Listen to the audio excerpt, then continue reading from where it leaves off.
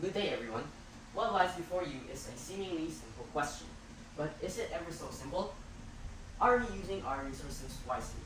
Hello, my name is Edrada, and I'm going to be here to help answer you that question. Now, energy, water, and soil. Upon hearing these terms, what comes to your mind? A lot of you would think that they are important, in which you would be correct. After all, energy runs through our homes, it powers our appliances that we use daily, and most of our technologies in the modern day require and rely on energy to be able to be powered. What? Apologies. Water runs through our taps, and our bodies need water to be able to sustain itself. We use it for sanitary purposes as well as agriculture. Speaking of agriculture, we plant crops on soil for food such as vegetables and materials such as wood, paper, and cotton. Among other things, we also use soil for infrastructure. And if these three things were to just vanish, it would be quite disastrous. But is that situation really possible, or am I talking a little bit crazy? Well, looking back, in 2018, a town in South Africa named Cape Town was on the verge of running out of water. Such an event had a name, Day Zero. Contradictory to its name, this actually lasted a couple of months, in which the citizens were forced to adapt to the new life. They had to wait in line for hours just to get their daily ration of water. Imagine how frustrating it is to have a set limit on how much water you can use and consume. That was the new life for the citizens of Cape Town. This made them really forced to plan out and conserve every single drop of water. The consequence of not doing so is they'd go a whole day, the rest of the day, without any water, as they had to wait for the next day to get their next ration. And so what if it wasn't just Cape Town, but all the towns, all the cities across the globe? And what if we also ran out of soil and energy? What would our world look like? Well, everything would be quite dry. Funnily enough, the removal of water would mean that all of our oceans, rivers, and lakes would simply just be dry and empty. And this would be quite problematic, as our bodies need water to be able to live. Additionally, our world would be quite offline. As I mentioned before, our technologies in the modern day require power and relies on it to be able to do their purpose. The simple action of going to the refrigerator for a drink or turning on the fan and air conditioning when it's cold would no longer be possible. Moving forward, our lands would also be quite barren. The removal of healthy soil plus the addition of removal of water would mean that we would be helpless and we'd see our crops die right in front of our eyes and we can't do anything about it. But we had the chance to do so. So I remember after hearing about Cape Town and its water crisis, I began to think to myself, how did Cape Town run out of water? Our planet is covered in water, and yet they ran out. Why is that? So I began to dig deeper, and I learned that less than 1% of Earth's water is actually available for human use. The rest is locked away in glaciers or is salt water. But it's not just water. Soil erosion is stripping away the lands of the nutrients that it needs, and our demand for energy is really pushing our planet to its brink. And so, with that, today we will explore these vital resources and we'll look upon our actions of how we affect them. We'll be answering the tough question of are we using them wisely? And if not, what can we do to change them? Firstly, let us start with water. Water is once again an essential resource that our body needs, and it is everywhere. Here in the Philippines, our water sources like Laguna de Bay should have no problems when it comes to water. But looks can be quite deceiving, as pollution from industrial waste and agricultural runoff has rendered much of this water unusable, leaving only a small amount safe for human consumption.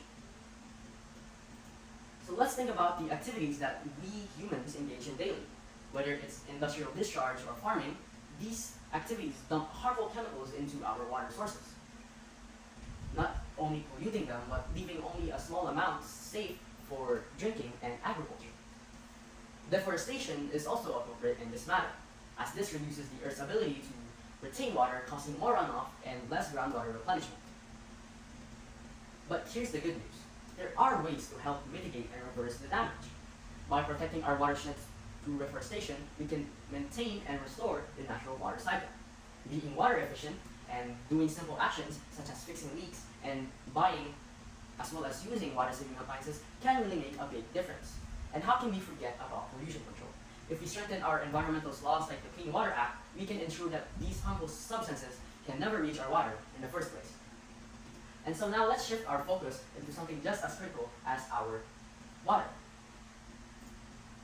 Soil, the ground beneath our feet, is easily taken for granted. But the thing is, without healthy soil, we have no crops, no food, and no way to sustain life as we know it. The way that we utilize soil here in the Philippines is quite interesting. It is the backbone of our agricultural economy. This is where we plant our rice, our sugar canes, our coconuts, and other staple crops. But it's not all about agriculture and farming. Our soil is also a key resource and infrastructure. But unfortunately, we're pushing our soil to its limits. Here's the issue. Every time we clear forests for farmland or overgraze livestock, we strip away the land of its natural protection. Erosion sweeps away the topsoil, which takes hundreds of years to form. And as we intensify farming practices, we exhaust the soil, stripping away the nutrients and leaving it barren. Urbanization is also to blame. As we pave over green area and we build our houses and cities on soil, we compact it, making it less productive.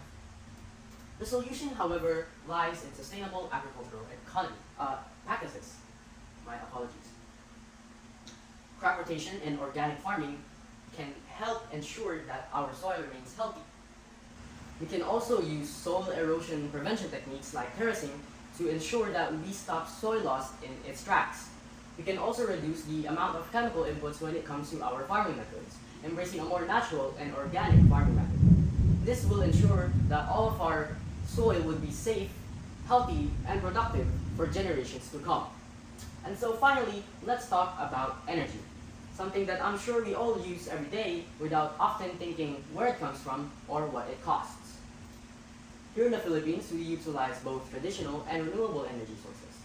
Fossil fuel, mainly coal, are the most abundant source of our energy because it is cheap and abundant.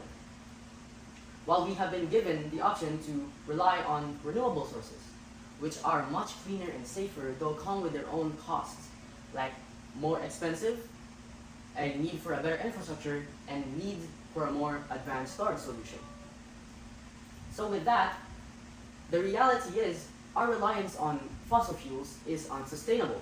Not only does it cause pollution, but it also accelerates global warming.